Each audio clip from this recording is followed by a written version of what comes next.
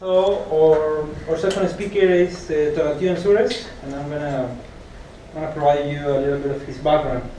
Tonatiuh has a bachelor degree in political science from Universidad Iberoamericana. He also has a postgraduate diploma from the education policy from Flaxo, Mexico City, and he also holds a master in public policy from Flaxo. Nowadays, Tonatiuh Anzures is a final year PhD student in science and technology studies at UCL, and he's going to talk about the Mexican brain power abroad, a way to develop science and business in Mexico. Thank you, Tana, for being here. I think that my talk picks up where Citlali left us, which is what happens when there are already brains all around the place. And I'm going to start by saying four different stories. This is the story first of Puma. He's a scientist from Mexico City. He always wanted to do a PhD, and he was considering in the beginning to go to the United States. But in Mexico, he was finishing his bachelor's degree, and his supervisor, who is an Italian, explained him that in the UK he could do research right from the beginning, and he could have the choice not to study a master's, and he was pretty much tired of going through courses, so he really wanted to just go ahead and do research. So he was starting to consider the UK more seriously, and he went to a conference in Italy, and then he met a researcher who would later become a lord, but back then he was just an astrophysicist from Cambridge. And he told him, why are you planning to go to California? You should just go to Cambridge. So he then thought, well, in the end I can go to the US pretty much any day. So he applied, and he took the plane to the UK. Then, oh, I didn't plan that. Oh, well, that's cool. So T is an engineer from Chihuahua. She used to work and study all the time. She was alternating both studies and work. She wanted to do a PhD, but then she had a daughter right in the middle of her bachelor's. Actually, she went to the last year of her bachelor's degree pregnant. So she found it very hard. But at the final year of her bachelor's degree, his supervisor as well advised him that he was a graduate from the Imperial College, and he told her, hey, you should go to Manchester. There are some opportunities in Manchester University. But she didn't speak English that well. At the moment, though, that wasn't such a big problem. So she decided to give it a try. Her daughter back then was a bit older now, so she thought it would be easier. Then, oh, it keeps the effects. All right. So then we have Chris. Chris is a scientist from Mexico City, but she grew up in Toluca and Monterrey. She was considering to do a PhD in Europe, and she was between Germany and the UK. She was a bit scared of not speaking German, so she just decided to do and apply to a British university. And during her PhD, she met the person who would later become her husband. And the final one is Victor. Victor studied all his degrees in different institutes of UNAM in Mexico. But then UNAM offered him a very modest scholarship to travel to Europe to a conference. In that conference, he met this world-leading scientist from Cambridge, and he told him, hey, you should come to do a postgraduate, a research fellow, a postdoctorate, sorry. So he told him, hey, I don't have the money, I haven't finished, but he replied, hey, just wait, and let's talk when you finish. Then a position opened in Cambridge, but Victor had no resources. Until one year, CONACYT published a call for postdoctoral research fellows, and with a bit of patience, he later joined the world-leading researcher in Cambridge.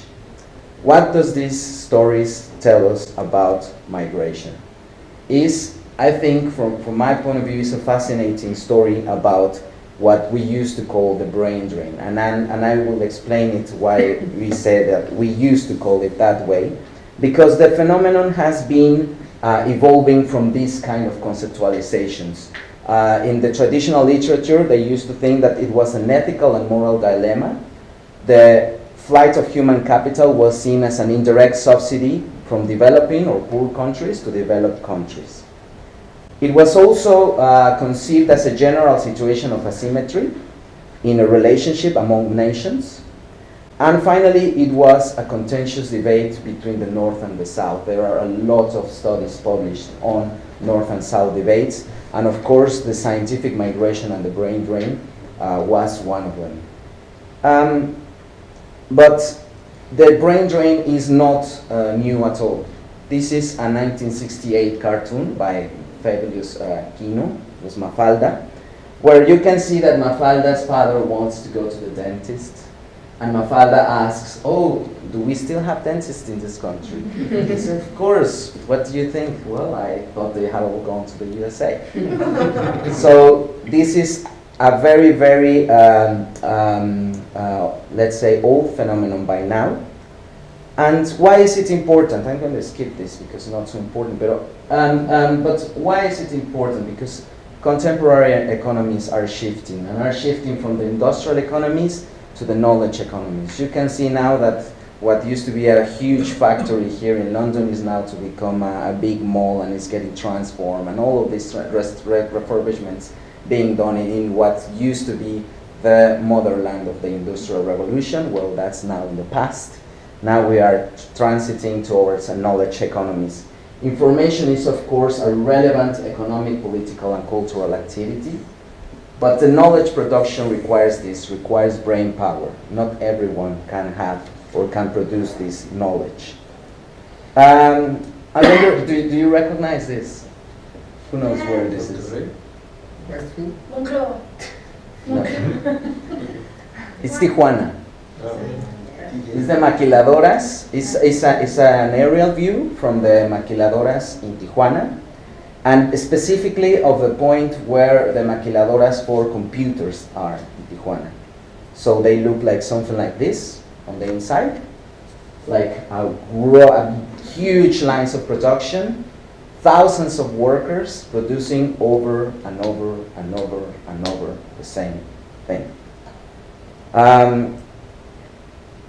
It is estimated that the employees only for computer productions reached last year in Mexico, no, in 2012, sorry, 246,000-ish workers. And I'm mentioning ish because they can vary from a month to another. If a maquila producer decides to shut it down, there's no regulation. He can just shut it down and go to Guatemala or go to another place where it's cheaper. How much income does this produce to Mexico? All of these 246,000 workers had an income of 1.9 billion pounds, which is quite something. But let's see something else. You recognize this? Yes, this is a Google Earth of the Cruciform building and the main building of UCL. Of course, this is, knowledge production as well, a worldwide center for knowledge production. Let's see what are the UCL statistics. They have 7,000 staff, 900 professors, and 6,000 and a bit more of lecturers and senior lecturers and research fellows. And between all of them, they produced knowledge that was worth last year 1 billion pounds. Last year was the first year that UCL joined the community of Oxford, of Cambridge, of producing a £1 billion industry for research.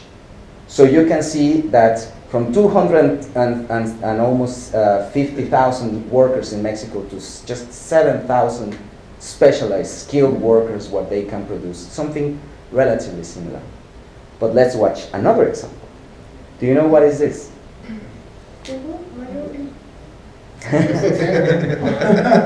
it is in California. Silicon Valley. iPhone. Facebook. No. WhatsApp. It's WhatsApp. It's Mountain View.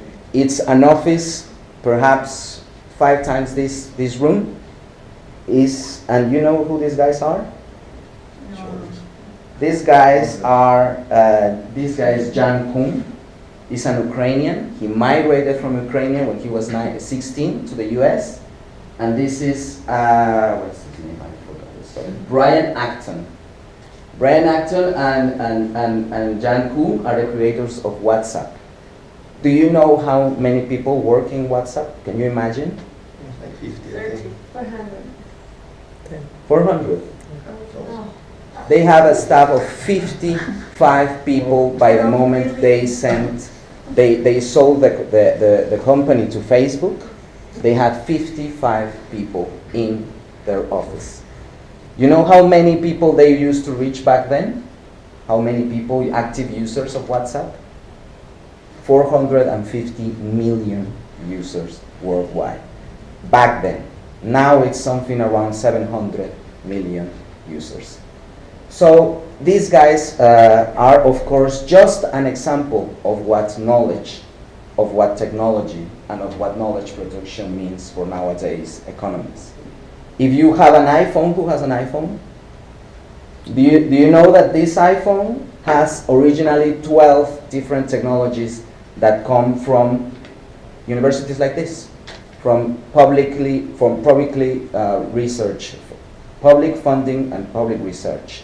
So you can think about the GPS, the microprocessors, the RAM, the micro hard disk drive, the LCDs, the lithium batteries, all of them came from universities and from research centers such as UCL. So, oh, sorry.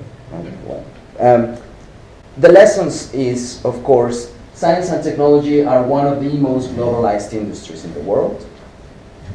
A research center's value resides on the scientists, and at the same time, a scientist's reputation resides on the research center. It's not the same to tell that you are working for Cambridge, Oxford, than for anything else, right? Scientific development relies heavily on networks.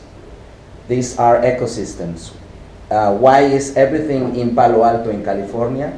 Because they are ecosystems for creation of technology and creation and adaptation of their existing science into applied technology that means, of course, a lot of money. And what I want you to think about in the case of our Mexico, and think going a bit back to the case of the maquilas, scientific migration is unfair. It's just there. There are people that want to migrate, that want to have several opportunities that come out of coincidence, or that just fell in love with somebody while they were abroad. And there is always these policies, these countries attracting brains from abroad to boost universities like this. Let's go back to our 4 stories. What happened to Puma?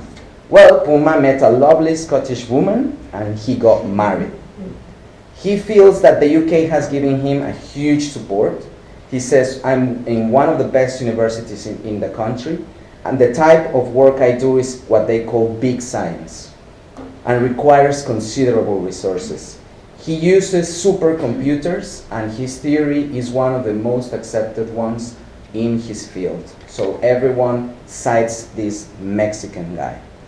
However, he is not that known in Mexico, and of course, he hasn't collaborated with Mexico the way he could be doing.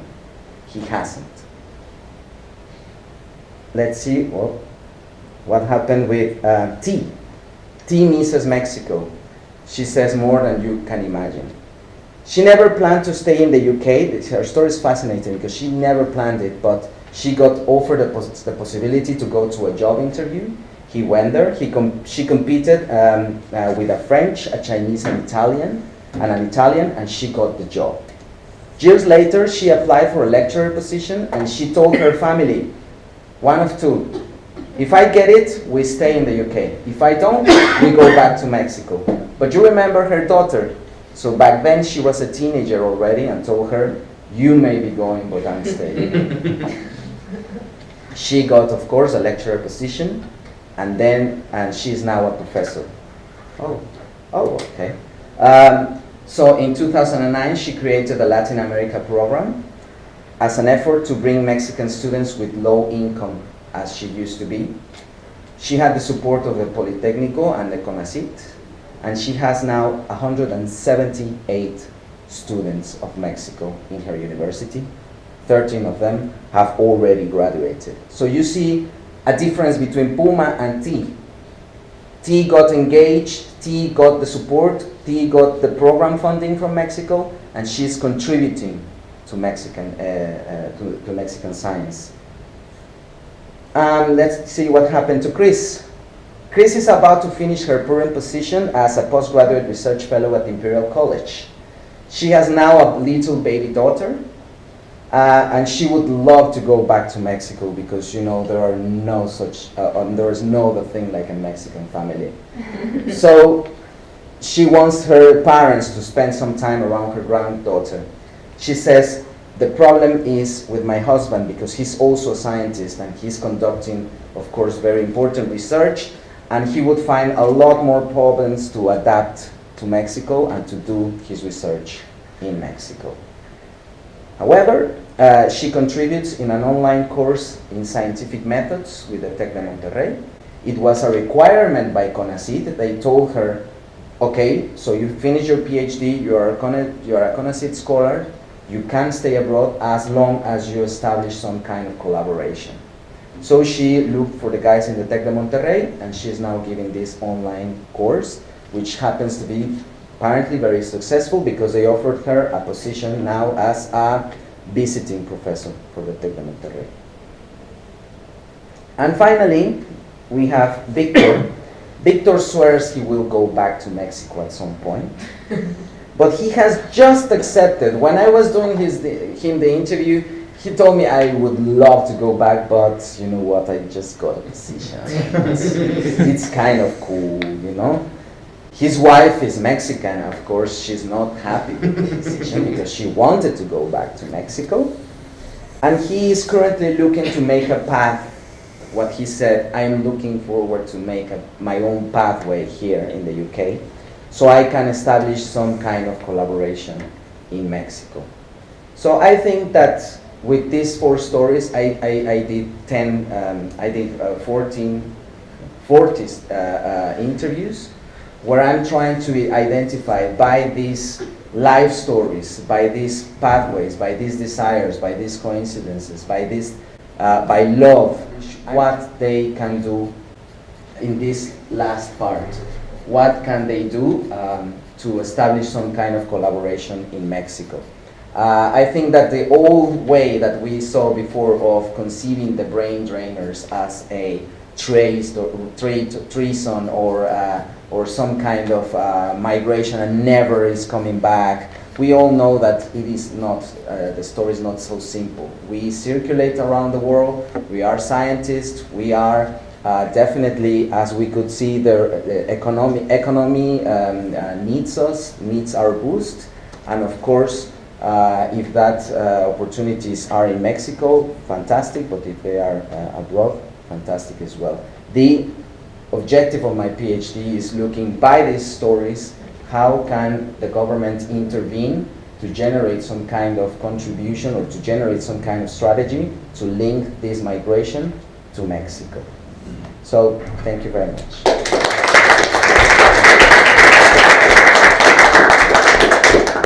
Thank you, John. Any questions? Very interesting.